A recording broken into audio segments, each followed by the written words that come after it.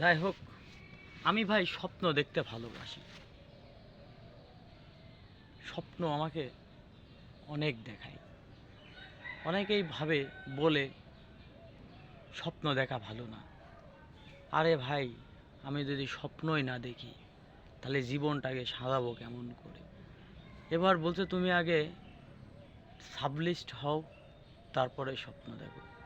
আরে ভাই, স্বপ্ন ছাড়া কি সাবলিস্ট হওয়া যায় বলেন? আমি যদি স্বপ্নই না দেখি তাহলে সাবলিস্টটা হব কেমনে? আর ভাই, এই দুনিয়ায় টাকার জন্য সব যুদ্ধ লাগাইছে। আসলে টাকাটা এমন একটা পার্সন যা সবাই ভোগ করতে চায়, সবাই। এখন আমি যে বর্তমান যে অবস্থানে আছি, আল্লাহর রহমতে আমি অনেক ভালো একটা অবস্থানে আছি, কিন্তু আমার থেকেও যারা নিম্নে অবস্থানে আছে একবেলা খাবার জুটে না, একবেলা খাবার সে পায় না। তারপরেও ধরেন আল্লাহ তার রিজিক লেগে রাখছে।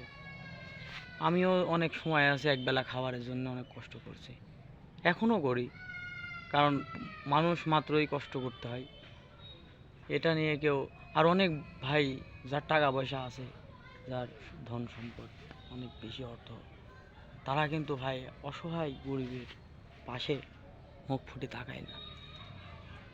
কী কামে তাকায় না? মনে করে যে হয়তো বা টাকা আমার ফুরা যাচ্ছে। আর টাকাটা কি? এই টাকাটা যে সৃষ্টি করছে, আমার মনে হয় যে কী একটা সৃষ্টি করছে মানুষের যাতায়াত করতে। ভাই, এই টাকা না থাকলে কি দুনিয়া চলতো না? প্রশ্ন আসতে ভাই, টাকা সব কিছুই আল্লাহ সিস্টেম করে বানিয়েছে, ভালো লাগে।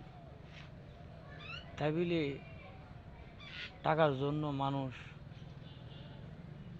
কে অনেক অত্যাচার করে বর্তমানে। এটা মানুষ, এটা পশু প্রাণীকে যেভাবে অত্যাচার করে না, মানুষ মানুষে সেভাবে অত্যাচার করছে।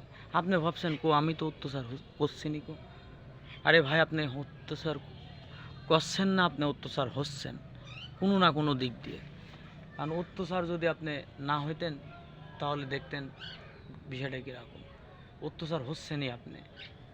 আর অত্যাচার আমরা সবাই হচ্ছি, কেউ কাজের জায়গায়, কেউ ব্যবসার জায়গায়, কেউ কেউ মানে যে যার জায়গায়।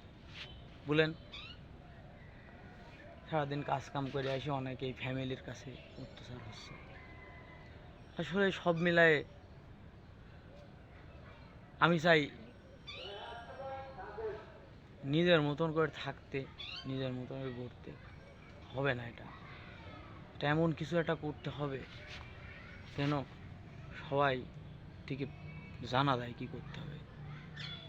আসলে আমি মন্তব্যটা করলাম আপনাদের পক্ষে। আপনারা সবাই কিছু না কিছু ভাই শেয়ার করবেন, না করলে বিষয়টা কেমন হয় না। সবাই ভালো থাকবেন।